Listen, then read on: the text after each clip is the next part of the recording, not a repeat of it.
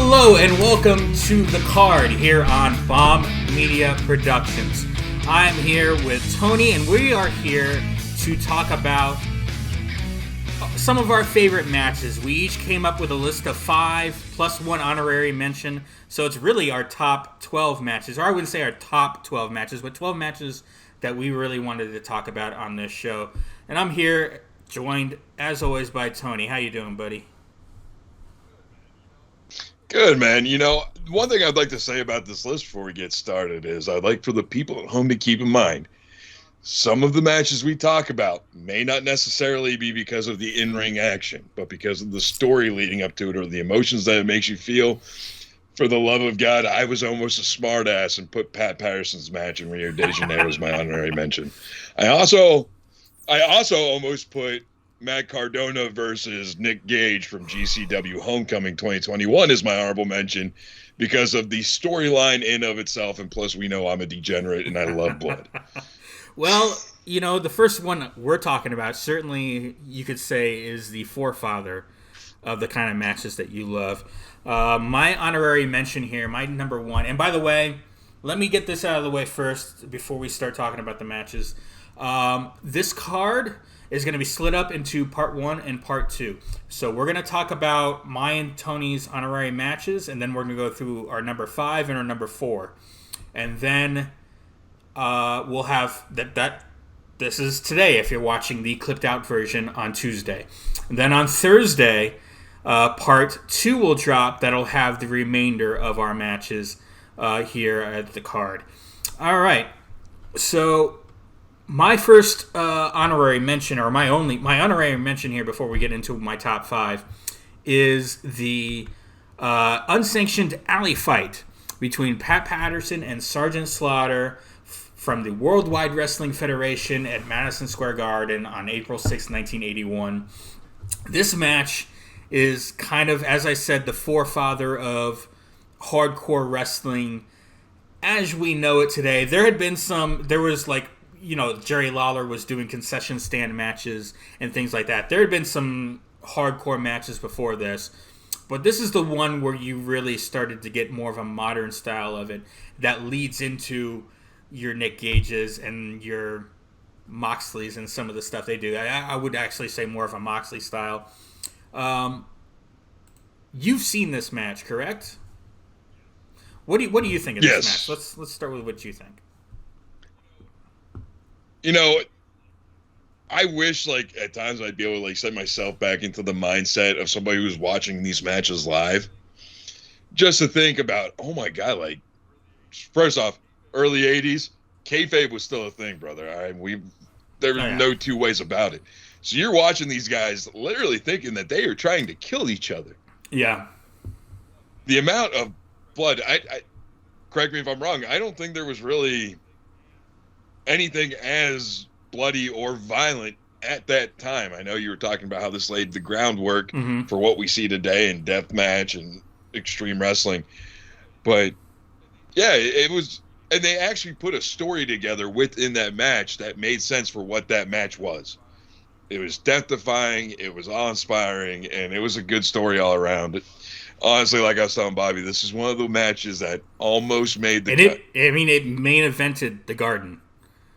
For the Federation in 81, it main evented the Garden. There's not really any higher praise than you can say than that. That's how hot the feud was and how hot the match was. And yeah, as you can see there, bloody. They both got blood on this, but especially Slaughter. He really had it. You can see there's a picture coming up in this cycle here of Pat Patterson coming off the top, and he's got, it's black and white, but you can see his knees are covered in Pat Patterson or in Sergeant Slaughter's blood from kneeing him in the face. So it's a brutal match. You can see there's a belt and a strap that takes place here. They go outside of the ring and go all around. If you've never seen it, good luck finding it on Peacock because it's not there. Even in their, and this is one of their classic matches ever, finding anything even WWF before 1986 is really tough. other than the couple of WrestleManias before then. Peacock is fucking trash. Well, they just haven't uploaded it to Peacock, because I know a lot of the stuff was on the network.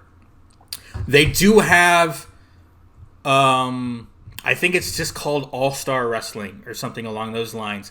And it's literally a lot of your Madison Square Garden cards from the late 70s and early 80s. But even this was in 81, and for whatever reason, this one's not on there yet, which is absolutely ridiculous. But you can find it. The entire match is on YouTube. So go to YouTube, look up Pat Patterson, Sergeant Slaughter, Alley Fight. It'll be there. And just try to watch that one. All right. Tony, let me fix that real quick. But Tony, what is your honorary card? Or honorary mention, excuse me. Honorary mention. My honorary mention is Sting versus the Black Scorpion, with special guest referee Dick the Bruiser in a steel cage NWA Championship versus Mask match from Starrcade 1990. Yeah, this is... Look, we both have matches on this list. Yours is the honorary mention. Mine's coming up a little bit later on, where they're more infamous than good. But they're just so weird and crazy that you kind of got to watch. And this is yours here. Why don't you tell the people the story leading into this match and why it's so out there and kind of this weird little match? All right, well, basically the story was at the time, Sting, and we're talking prime-time Surfer Sting with the rat tail. He was in Fuego in WCW. He was the NWA Heavyweight Champion. And all of a sudden, he starts getting these mysterious messages from somebody as the Black Scorpion. Every week, there's different hints. Somebody from Sting's past, somebody who teamed with Sting. Every week, he's facing a new Black Scorpion. Somebody that is smaller, somebody that's bigger, somebody that's wearing like a weird singlet top thing. None of these turn out to be the actual Black Scorpion, because in the beginning of this match, you have 4 different Black Scorpions walking down the ramp, and then a giant UFO cube thing drops down and unveils the actual Black Scorpion within it. This goes into a pretty decent, for what it was, steel cage match. Kudos to the cinematography, especially the cameraman. You can see right there. No arm. You can see his knee pads right there. Top of the cage. Yep, sitting up in the corner. There were a few times where a performer in this match took a bump into that corner over there, and I thought the cameraman was going over. So match progresses. Sting tries to pull off a mask from the Black Scorpion. Holy shit, he's wearing another mask that somehow he's this bleeding. One's white. That's got a big red stain on it. Yeah. That should have been a hint. Because we know who's going to get color no matter what, even under a mask. But to that point, though, kudos to, spoiler alert if you aren't watching the pictures, the Black Scorpion was Ric Flair. And kudos to him, because throughout that match, you couldn't tell it was Ric Flair all but one time where he did the drop. He completely changed up the way he walked. He changed up his moveset. Everything was completely different. What was kind of the dead giveaway, though, Sting wins. And before he can unmask the final mask from the Black Scorpion, in runs the 4 Horsemen. It was, at the time, Arn Anderson, Barry Windham, and the other member is escaping me right now, but also all the other Black Scorpions. Then the Rock and Roll Express come in. They can't get in the cage because the 4 Horsemen are blocking them from helping Sting. Excuse me. And out come, of all people, the Steiner brothers with a set of bolt cutters doing the most awkward cutting of a chain that I've ever seen in a steel cage match to get in there and really end it and, send everybody home happy.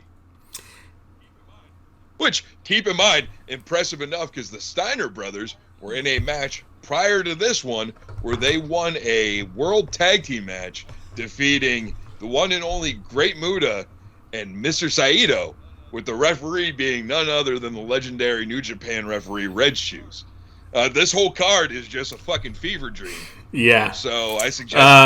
Well, we'll talk. I might talk about another fever dream card for an earlier Starrcade in a little bit, but this match, and I'd seen it a long time ago.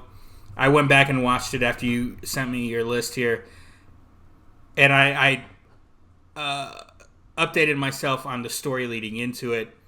Just absolutely crazy, and the behind the scenes of it, because this is during Jim Herd's WCW, and if you don't know anything about Jim Herd when he ran WCW, he was a pizza guy, all right, and he was just like a little pizza entrepreneur that Turner, who hated WCW, not Turner, but Turner Broadcast, the executives at Turner, hated WCW, hated that Ted Turner loved it and bought it. But because Ted Turner owned the company and wanted it and loved wrestling and wanted it on his network, there wasn't a whole lot these executives could do. They did everything they could to destroy it. And they put this guy, Jim Herd, in charge, who knew nothing about wrestling. And really kind of did some terrible things in this early WCW 90, 91. But until he was finally fired. And Ole Anderson had the book at the time. And, of course, Ole liked a very different type of wrestling. And also, Ric Flair and Jim Herd hated each other. So there's all kinds of politics and weird stuff going on during this time. But Herd liked a more ridiculous, crazy, you could say, WWF style of wrestling, but even more ridiculous and cartoonish, with things like the Ding Dongs. Yeah, the Black Scorpion's definitely weirder than the Max Moon. I will give him that. So you've got Jim Herd on Ole Anderson's ass to try and come up with more crazy stuff. So literally, he changes up a card the night of and just writes down Sting versus Black Scorpion, having no idea who Black Scorpion is going to be or how they're going to do this. And literally just wrote it down in pen and gave that to Herd. And Herd apparently said to Ole, "Now you're getting it." And Ole's like, that was a joke. Pretty much. So now they've got this whole Black Scorpion character they got to come up with. So, and they do a decent little job of creating, what J.J. Abrams in the movie world will call a mystery box.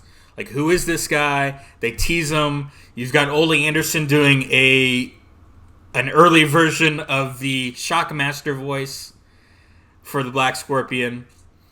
And, they would do these weird vignettes, and he'd drop hints. And all the hints seem to really lead towards Jim Hellwig, Sting's former tag team partner in California and in Memphis, I believe. But he was the Ultimate Warrior and was the WWF champion at the time. So that didn't seem to make a whole lot of sense. But that was kind of what they were almost teasing. But you're right. There would be different people that would come in and have different matches with Sting. And it would always be, that's not the real Black Scorpion. And at house shows, it would always be just a different random wrestler from the back. They would have dress up as the Black Scorpion that night and go out and have a match with Sting. But they never actually had, from what I understand, Ole never had a clear idea of where they were going. They were making it up as they went. Never knew who it was going to be. And finally, there was one night where they actually had a magician play the Black Scorpion and do a bunch of magic tricks. They take a plant from the crowd and they, turn his head all the way around 360 and they turn him into a tiger and, do maybe some of the worst supernatural wrestling segments. That all led to this match here at Starrcade where, like you said, the weird UFO thing drops. and then opens up, and then there's the real Black Scorpion. You've got Dick the Bruiser out there in his pajamas, a special referee. There was Paulie Dangerously, even Paul Heyman, who was on commentary with this match with good old JR himself, which, my God. Of maybe any of the matches, by the way, of any of the matches on this list, this is the best commentated one for sure. JR and Paul Dangerously, absolutely. Yes. But Paul Heyman even makes mention at some point that this match has to end soon because Olive Oil needs putt pie to come home. Yeah. This match, fucking Cliff Note version would be, this is 1990 WCW. Quaalude definitely going around in the back, and I'm sure a lot of this storyline had to do with some hard drug use and heavy whiskey drinking. And, again, Ric Flair and Jim Herd didn't get along, but a month after this, Ric Flair would win the NWA, kind of becoming WCW World Championship from Sting. And the speculation is that was because he did Herd this favor of being the Black Scorpion on this night, and it won him some brownie points with Herd, and he became champion again a little bit later on. So but it was just this crazy, weird, one-off gimmick that they had no thing. And the match itself isn't bad. I would say probably the worst of your Ric Flair Sting matches, because Ric Flair couldn't work like Ric Flair. But, it is what it is. It's not bad. It's an interesting tidbit to go back and watch of wrestling history for sure. The reason why this is an honorable mention for me, though, one of my first wrestling matches I ever saw was this match. My grandfather had the VHS tape. Huge Ric Flair, huge Dusty fan. So like we said, a lot of this isn't going to be in-ring. It's going to be emotional. Right. Oh, yeah, absolutely. All right. So we are going to go to our main list here. Number 5. My number 5 pick is a fairly recent one. CM Punk versus John Cena for the WWE Championship at Money in the Bank on July 17th, 2011. This is, of course, right after the Pipe Bomb promo in Vegas a few weeks prior. CM Punk would go on to win this match, become WWE Champion, and then leave the company. A lot of stuff going on here, but this is the match, and this leading up to this, the Pipe Bomb promo. This is what got me back into wrestling after I'd stopped watching for many, many years. Such a good match. I don't know if it's the best match between Cena and Punk. I actually think their best match, from a pure wrestling perspective, was on a Raw, the sort of infamous pile driver match. But the story surrounding this match and how big it was in Chicago.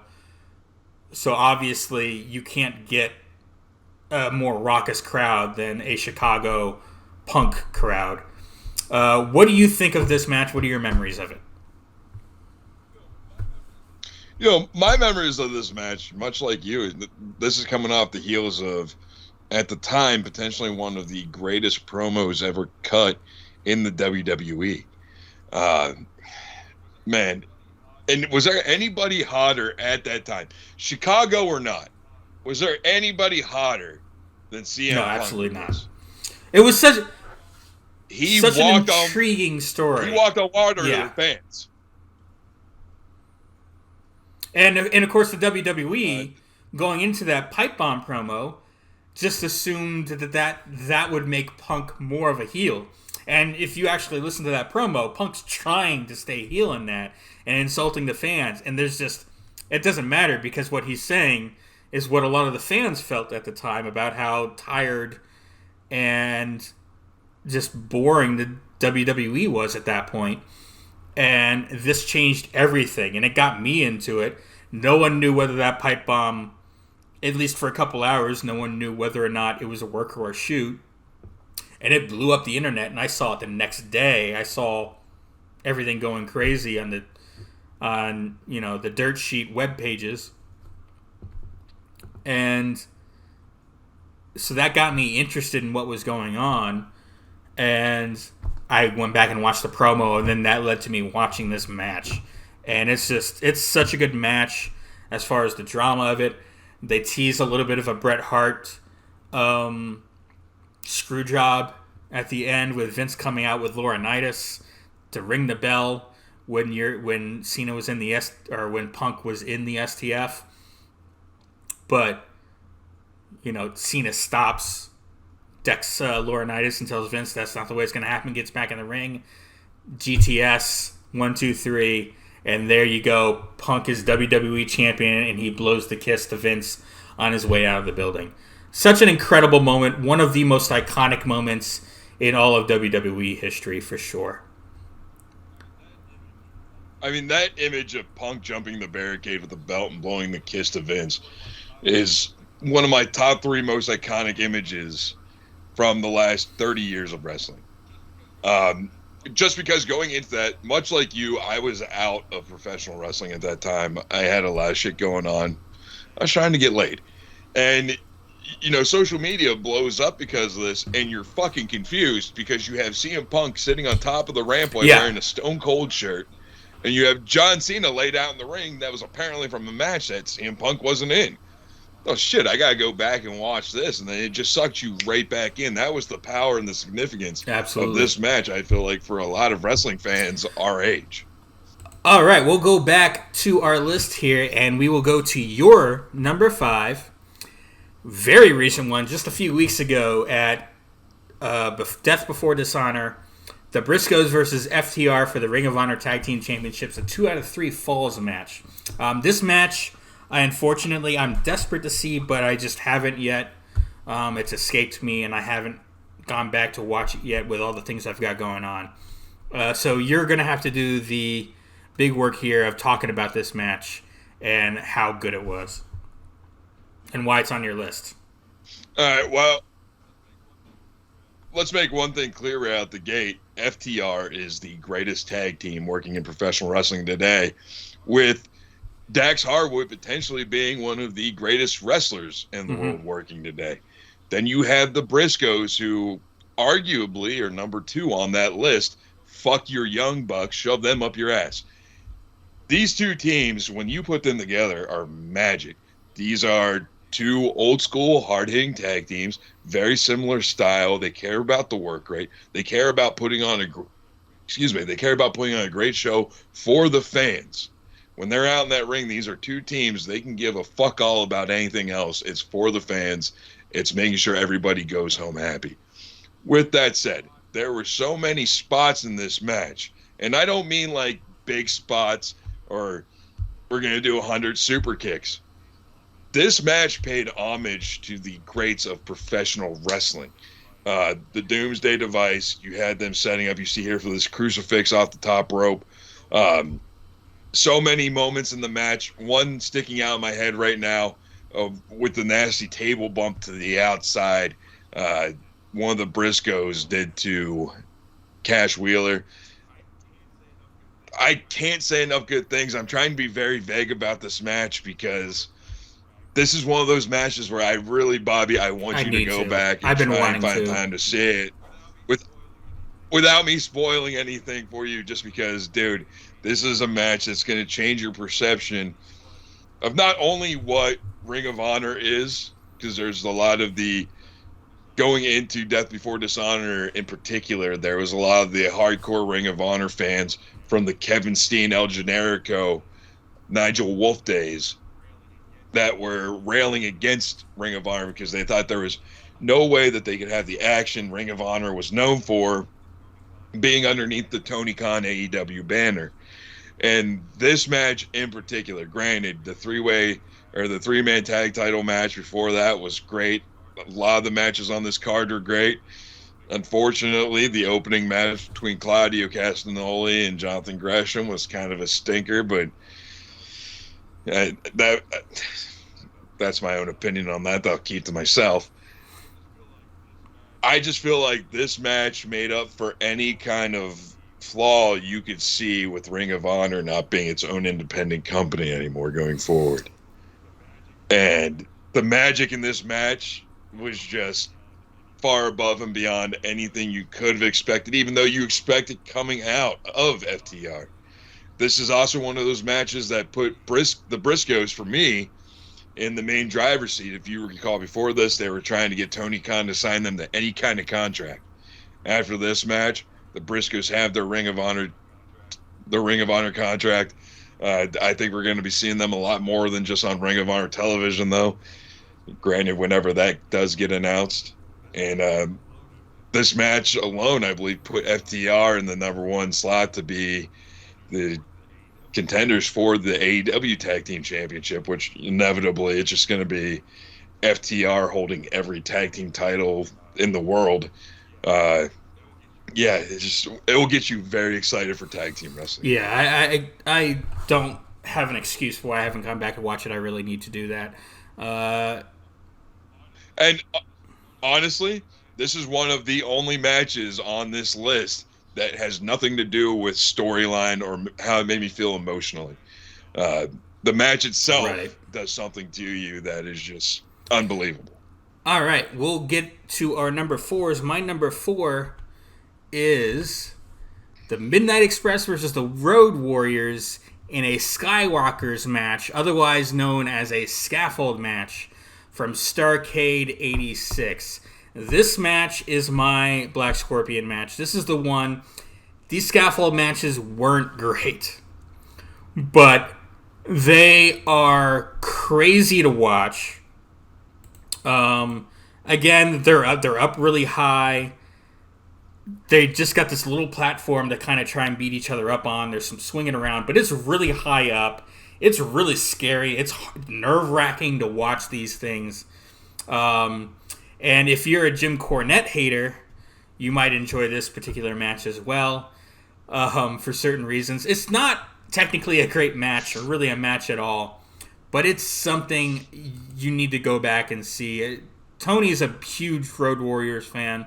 I love the Midnight Express and Rock and Roll Express, and they would, in 87, they would have their own scaffold match.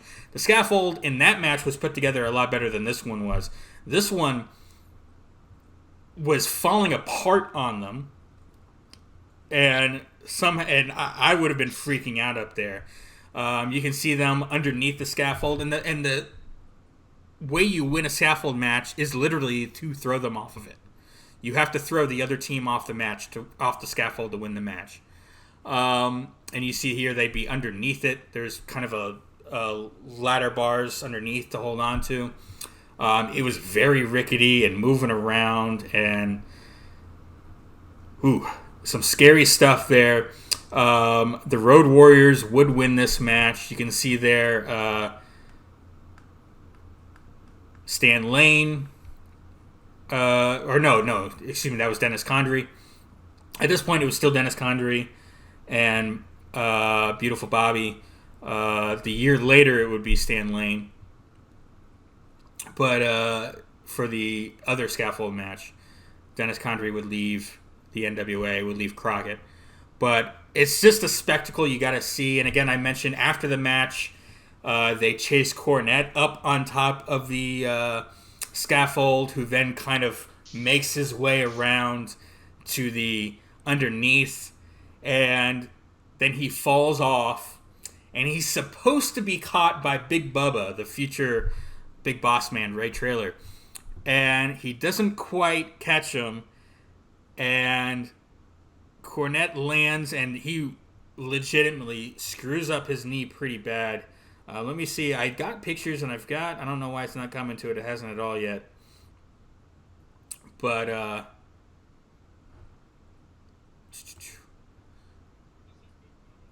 we'll just say Big Bubba doesn't exactly not quite do his job. But you can see there's a picture of the aftermath. There's a picture of Cornette hanging from it. I've got a GIF of him actually falling, if it'll come up here. And for some reason, it's not, unfortunately. But it's such a... Yeah, just go back and watch this match. It's not terribly long. Obviously, there's not a whole lot they can do on top of this scaffold other than throw punches and kind of take... Oh, there's the GIF. There it is. You'll see Cornette fall. Bubba's supposed to catch him. He doesn't. and he completely blows up his right knee. Absolutely terrible. I imagine there was you motherfucker throwing in when There's Big Bubba another didn't catch picture him. that's not coming. There it is, right there. That apparently is a picture of a picture, but you can see that's after the match. You can see Bubba in his bowler hat there. But there's Cornette getting that knee looked at, and you could just see how he's in the middle of a fucking tirade right there of a rant. But the funny thing is, the first time this pulled up, I for some reason thought it was a member of Kiss wearing a really tiny hat. So, but yeah, this is something to go back and see just for the spectacle of it, not for the how good the match is by any means. But this was they called this the Night of the Skywalkers, this Starrcade. So it wasn't the last match, but it was kind of your main event. All right, we will move on to Tony's number 4. And Tony, what is your number 4? My number 4 is Cody versus Dustin from Double or Nothing 2019. This was the first AEW pay-per-view under the AEW banner. Man, this is definitely an emotionally driven story for me. Coming into it, first off, I didn't know Dustin, or as we knew him as Goldust, wasn't with WWE anymore. So when they started rolling out the promos for this and leading up to it, it was a lot of Cody asking Dustin to give him a match. And anybody who's an old school WWE fan, back 2015's longer than that, Cody wanted to do a match with Dustin for whatever reason. Things wouldn't permit that. Dustin eventually gives in to Cody's wishes and gives him a match at Double or Nothing.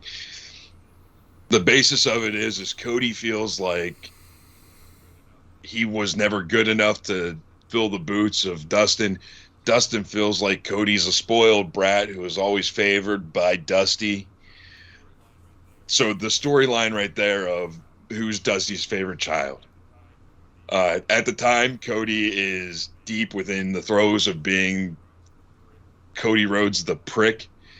I believe this was the time where he was teasing a presidential campaign run with a teddy bear as his vice president.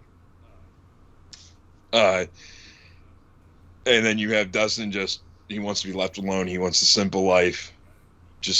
I got to beat my brother's ass. I got to beat sense into him.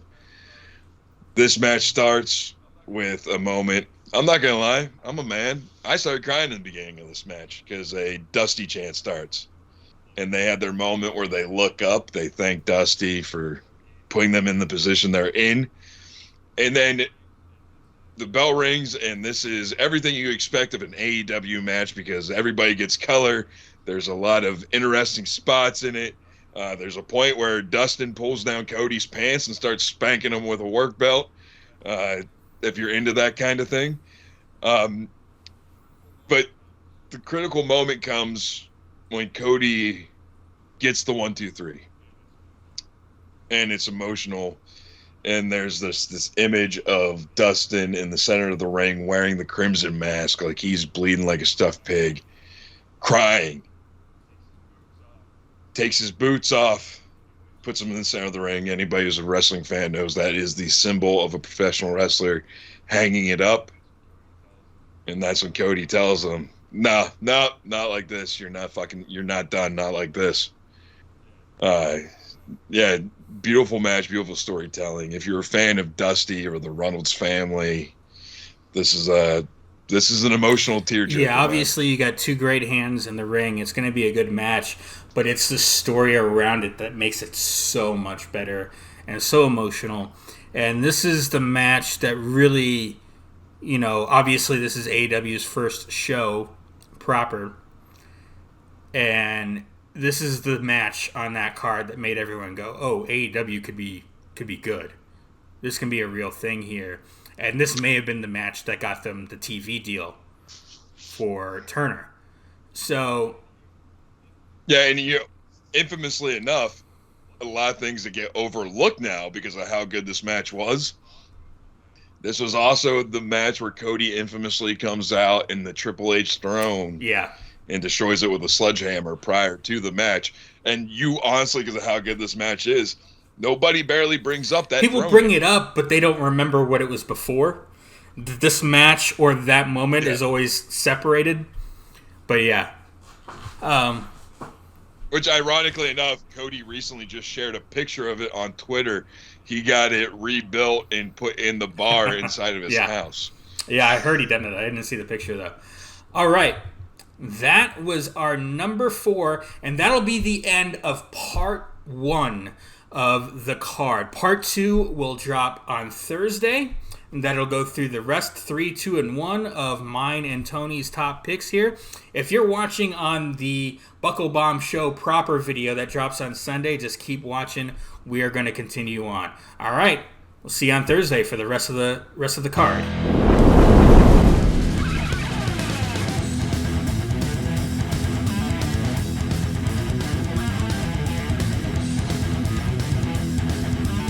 The preceding announcement has been paid for by Bomb Media Production.